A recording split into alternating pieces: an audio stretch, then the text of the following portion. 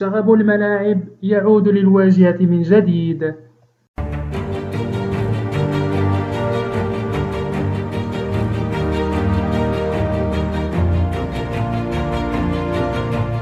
تمكنت عناصر الشرطة القضائية بمنطقة الفداء مرسى السلطان بمدينة الدار البيضاء مساء الاثنين 6 فبراير الجاري من توقيف 3 أشخاص تتراوح أعمارهم ما بين 18 و 24 سنة، ذلك للاشتباه في تورطهم في أفعال الشغب الرياضي والهجوم على مسكن الغير والتهديد بارتكاب جرائم ضد الأشخاص والممتلكات في إطار تصفية حسابات بين فصائل مشجعي كرة القدم.